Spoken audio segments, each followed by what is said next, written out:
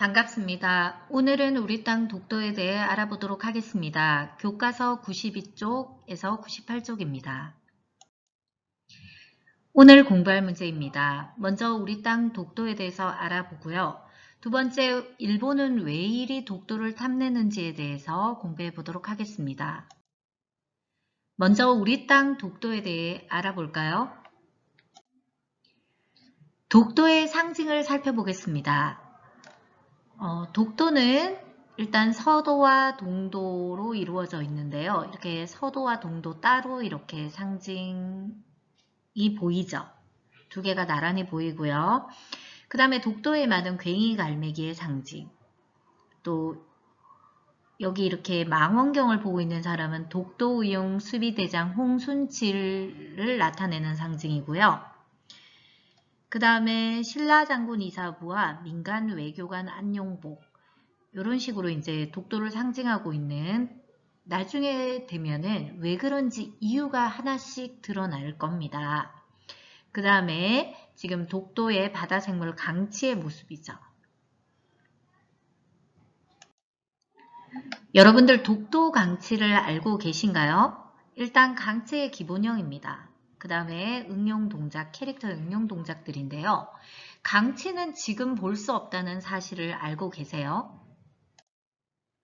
독도에는 강치라고 불리는 바다사자가 수만 마리 살고 있었어요.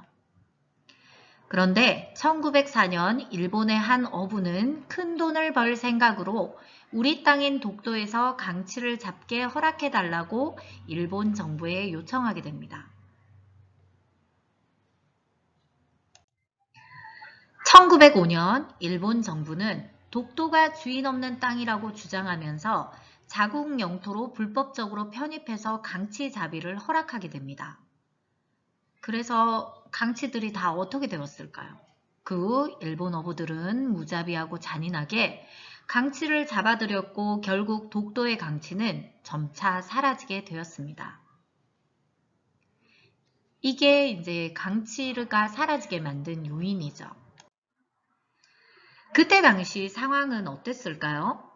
을사늑약, 1905년에 을사늑약이 체결되죠.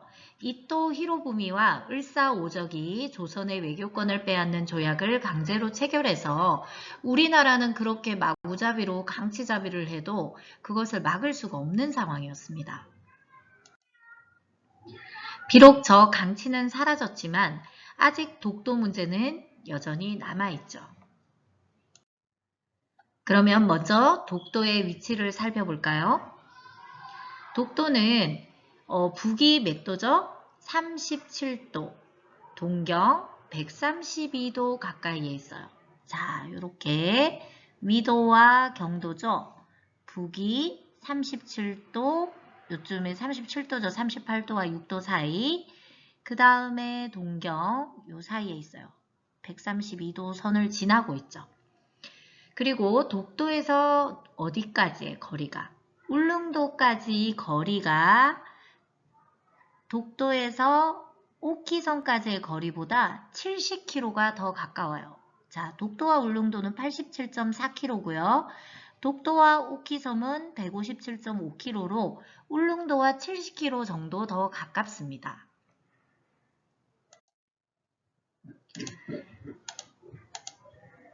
이렇고요. 그리고 독도가 왜 우리 땅인지 지금부터 알아볼게요. 독도가 우리 땅인 이유 첫 번째.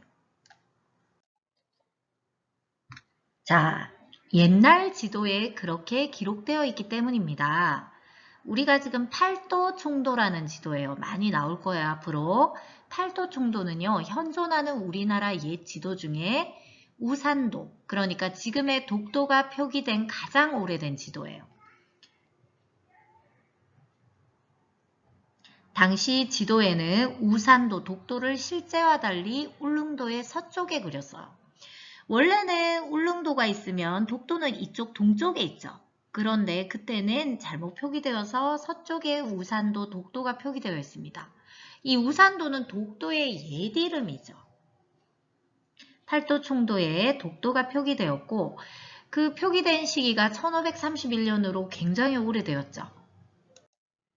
그리고 대일본 전도 1877년 대일본 전도를 보면 일본 전도에는 공식적으로 자국의 영토 전체를 표기해 만든 지도임에도 불구하고 주변 섬들을 포함해 일본 영토를 자세히 그려놓았지만 자신들의 영토라고 주장한다면 여기 일본 전도에 독도가 있어야 되겠죠. 근데 독도는 어디에도 없네요. 자, 독도가 우리 땅인 이유 두 번째입니다. 옛날 기록에 독도는 한국, 즉 조선의 땅이라고 이미 기록되어 있기 때문이에요. 자, 조선의 세종실록 지리지에 보면요.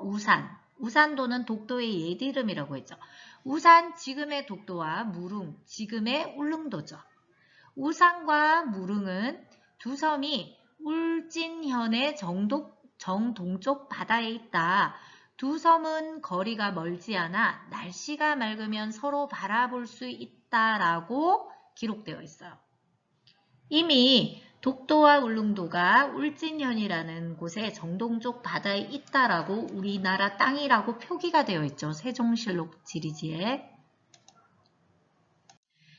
그 다음 두 번째 옛날 기록입니다. 대한제국 칙령 제41조 2조의 1900년에 울릉군청의 위치는 태화동으로 정하고 구역은 울릉전도와 죽도, 지금의 대섬, 석도, 지금의 독도를 관할할 것이라고 되어 있어요. 칙령은 임금이 내린 명령이죠. 그러니까 이미 이때도 대한제국일 때도 독도는 우리 땅이라고 적혀 있습니다. 대한제국 칙령이에요.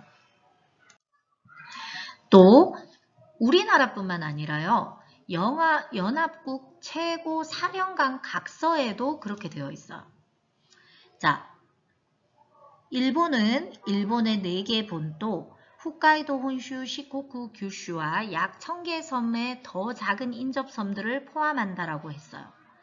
인접섬 중에서 제외되는 것은 울릉도, 그 다음에 리앙쿠르함, 지금의 독도다라고 연합국의 최고사령관의 각서에도 일본에는 독도가 포함되지 않는다라고 분명히 표기가 되어 있습니다. 여러분, 독도의 여러 모습을 한번 살펴볼까요?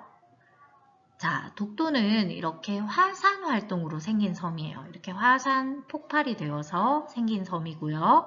우리나라에서 가장 오래된 화산 섬이기도 합니다. 그리고 해저지형도는 참고만 하세요. 해저지형도를 살펴보면요. 그러니까 바닷속의 지형도를 살펴보면 화산 활동의 흔적들이 보인대요.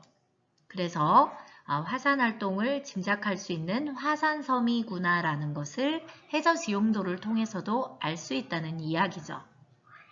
화산섬이다. 그리고 다양하고 독특한 지형이 많이 나타나요. 그래서 여러 모습을 지금부터 살펴볼게요. 자, 탕건봉이라고 해서 이 봉우리 모양이 옛날 관리가 가달에 받쳐 쓰던 탕건과 닮아서 탕건봉이라고 부르기도 합니다. 그리고 지금 여기 자세히 보면 코끼리 바위가 있는데요. 코끼리 코죠? 코끼리 같죠? 그래서 코끼리가 바닷물을 마시고 있는 모습과 닮아서 코끼리 바위라고 부르기도 합니다. 자, 탕건봉과 코끼리 바위였고요. 그 다음에 이렇게 천장굴이라 해서 침식으로 생긴 동굴인데요. 이렇게 계속 바닷물이나 이런 것들이 이렇게 들어오면서 계속 여기를, 이 돌을 바닷물로 인해서 계속 깎였겠죠. 그래서 생긴 굴입니다. 그 다음에 여기에 보면요. 어디서 많이 보던 모양이죠. 자, 한반도 지도와 비슷하게 생겼다고 해서 한반도 바위라고 해요. 한반도 모양을 본따서 한반도 바위라고 부르고요. 자, 삼형제굴 바위라고 해서 동굴이 3개가 있대요. 그래서 삼형제굴 바위라고 부르고 여기는 지금 독립문 바위인데요. 이게 독립문을 닮았다고 해서 독립문 바위라고 부릅니다. 자, 천장굴, 한반도 바위, 삼형제굴 바위, 독립문 바위 등등의 모습들이 보이고요. 그러면 두 번째, 일본은 왜 이리 독도를 탐낼까입니다. 이유가 있겠죠. 왜요? 독도가 뭔가 중요한 중요성을 가지고 있기 때문이죠. 첫 번째 이유입니다. 지리적인 특징 때문이죠. 자, 독도는 동해 한가운데 있어요. 그래서 선박의 항로나 군사적으로 중요한 위치에 있어요. 아주 중요한 위치에 있어요. 그래서 만약에 일본이 독도를 손에 넣는다면 독도 근처에 지리적인 중요한 그런 위치를 가질 수 있어요. 그리고 어떤 영토든요. 자기 영토 끝에 있는 마지막 영토를 기준으로 뭐 바다 같은 것도 정해요. 그러니까 바다를 정하는 이유가 우리나라 어선들이 예를 들어서 뭐 독도가 여기 있으면은 독도를 기준으로 뭐 여기 몇십 킬로, 몇백 킬로까지 뭐 물고기를 잡을 수 있다라고 할 수 있죠. 그러면 우리가 독도가 마지막 영토가 된다면 이쪽으로 넓게 이렇게 어장을 활용할 수가 있는데요.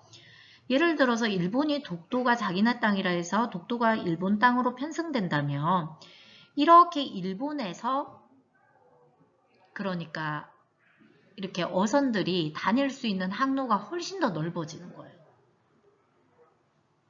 여러 가지 이유가 있지만 그런 어떤 지리적인 이유가 굉장히 큽니다. 또 군사적으로도 그렇고요. 두 번째 이유는요. 동식물 자원의 보고, 그러니까 동식물의 보물 창고 같은 곳이에요. 이렇게 사철나무는요. 천연기념물 538호로 지정되었고요. 100년이 넘었대요. 그리고 괭이갈매기 아까 상징으로도 나왔었는데요. 괭이갈매기의 집단 번식지 중 한 곳이기도 합니다. 또 살 오징어라든지 부채뿔 산호 도화새우 등 이 밖에도 꼴뚜기 홍합 등 많은 진기하면서 또 이렇게 풍부한 이렇게 해산물 등 동식물 등이 굉장히 많이 나는 곳이에요. 세 번째 이유는요. 풍부한 천연자원 때문입니다. 이렇게 독도에는요. 독도 아래쪽에 보면은 천연가스인 하이드레이트가 매장되어 있어요. 수심 300m 이하 지역에 하이드레이트가 되어 있고요. 천연가스 주성분인 메탄이 얼음 형태로 저장이 되어 있는데요. 천연가스와 물이 결합한 고체 상태예요. 그래서 굉장히 지금 천연가스는 중요한 에너지원입니다. 그래서 이 상태로 바로 불을 붙이면 불이 붙는다고 해요. 그래서 불타는 얼음으로 불리기도 해요. 가스 하이드레이트 굉장히 중요합니다. 이렇게 많은 중요성을 가진 독도를 일본이 탐내고 있어요. 그러면 오늘 과제입니다. 노트 필기 일단 올린 거 해오시고요. 생각이 필요한 질문과 답 2개 만들어서 노트에 정리해 오세요. 다음 시간에는 독도를 지키려는 분들의 노력을 알아보도록 하겠습니다. 우리 반 친구들 오늘도 수고 많으셨습니다. 감사합니다.